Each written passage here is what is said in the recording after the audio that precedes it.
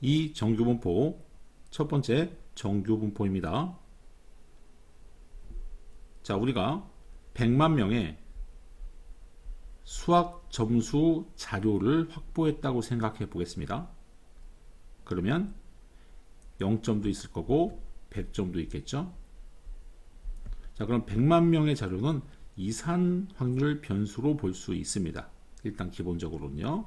그래서 만약에 평균치가 50점이라고 생각한다면 50점에 대한 이 상대도수 그래프를 그리든 막대 그래프를 그리든 이 평균 근처 50점에는 가장 많은 빈도가 있을 거고, 그로부터 동일한 간격 떨어질 때 완전 같진 않지만 비슷하게 될 거라고 상식적으로 상상할 수 있고, 평균으로부터 많이 떨어질수록 그 경우는 희박하다라고 볼 수 있죠.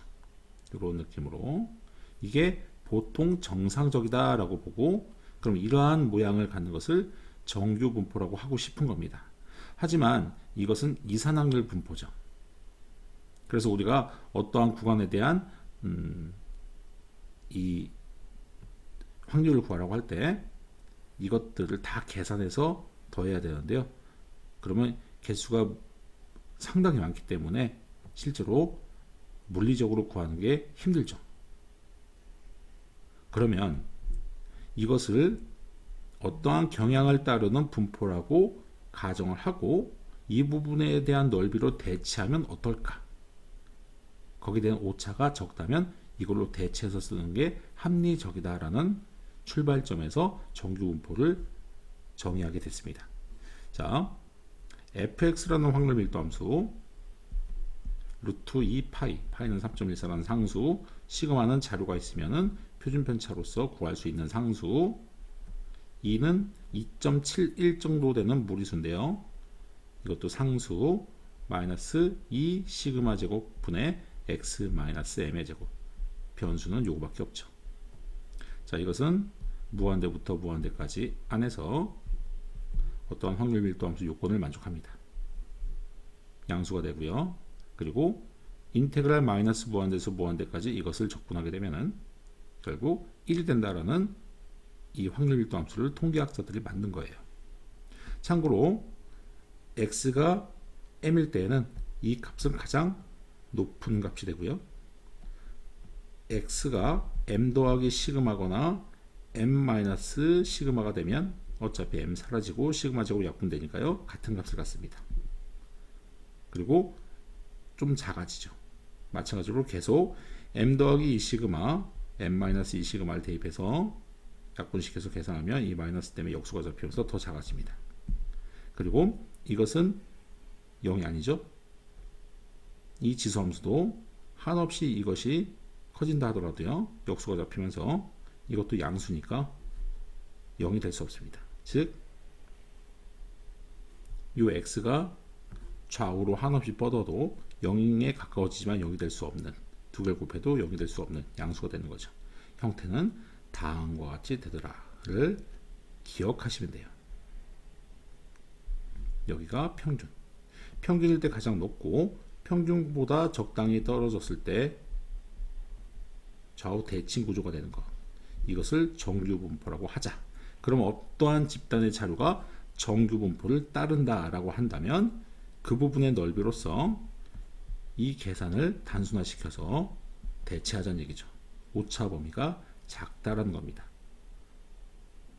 따라서 이걸로 써도 비용 시간 대비 효율이 좋으니까 정규분포라 하자라고 놓고 풀자는 얘기입니다. 자, 그러면 여기 한번 읽어보시면요. 이러한 그림을 그리려면 정보가 있어야죠. 확률 변수 x는 100만 명의 수학 점수는 따른다. 정규분포를. 평균은 뭔데? m이다. 표준편차 정보까지 있어야 되죠. 그러면 시그마다. 그것의 제곱. 이렇게 적기로 한 약속입니다. 그럼 이 정보를 가지고 우리는 확률 밀도 함수를 구성할 수 있고, 그러면 그림을 그려서 어떠한 영역에 대한 넓이를 구할 수 있는 방법이 생긴다는 얘기죠. 이게 확률 밀도 함수 정규분포에서의 필요성이고 방식입니다. 자, 한번 보시면 정규분포 n, 이건 노멀 디스트리뷰션의 약자예요. m, 시그마 제곱의 확률 밀도 함수의 그래프의 성질. 1번 직선 x는 m에 대하여 대칭인 종 모양의 곡선이다. 맞죠? 곡선과 x축 사이의 넓이는 1이다. 이건 받아들이시면 돼요. 마이너스 무한대에서 무한대까지 접근하게 되면은 1 나온다라고 받아들이시면 됩니다. 3번 x축을 점근선으로 하며 찍어보면 그렇게 나온다는 얘기입니다. x는 m이 최대값, x는 m일 때 최대인 y값을 갖는다 라고 보시면 되고요. m이 일정하다는 얘기는 축이 같다는 얘기죠. 시그마 값이 커지면 곡선은 낮아지면서 옆으로 퍼진다. 이 시그마가 커지면 값은 낮아지겠죠. 분모가 커지니까. 그리고 어차피 전체 넓이가 1 돼야 되니까 그러면 이쪽 부분에서 꼬리가 두터워지는 형태가 됩니다. 자, 그리고 시그마가 작아지면 반대로 이렇게 뾰족하면서 전체 넓이가 1 돼야 되니까요. 이 꼬리가 얇아지는 형태가 됩니다. 그리고 시그마가 일정할 때 m의 값에 따라서 대칭 쪽의 위치는 바뀌지만 곡선의 모양은 같다. 평행 이동할 수 있다는 얘기입니다. 시그마가 같다면 이 모양이 같은 거고요. 평균이 같으면 대칭축이 같은 거죠. 따라서 시그마가 일정하고 m이 다르면 그러면 기본 도형을 평행 이동하여 포개어지게 만들 수 있다는 얘기입니다.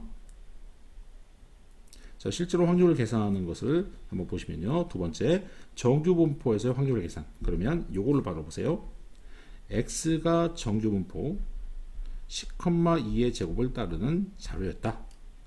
자, 그러면 이산확률 분포로 하나하나 다 넓이를 구하는 게 힘드니까 정규분포 요것을 따른다고 놓고 이것으로 확률을 대체하자. 즉 x가 8 이상 12 이하일 확률 이렇게 물어본다면 그러면 그림을 먼저 그리고요. 10을 딱 만들어 놓고요. 이건 대칭 구조입니다. 그리고 이것은 시그마의 한 배만큼 뒤로 갔죠. 8이 시그마의 한 배만큼 앞으로 갔죠. 12가. 자, 그 위치를 잡아내서 이 넓이를 구하면 되는데요. 이 넓이를 구하는 표가 이제 다음에 나옵니다. 표준화라는 방법을 통해서 이 넓이를 빨리 구하는 거죠. 그래서 이 포인트가 시그마의 몇 배만큼 갔는지에 따라서 계산해 놓은 표, 그것은 다음에 배우면 됩니다. 이런 식으로 이 넓이를 구할 수 있다는 얘기를 일단은 이해해 놓으면 되겠습니다.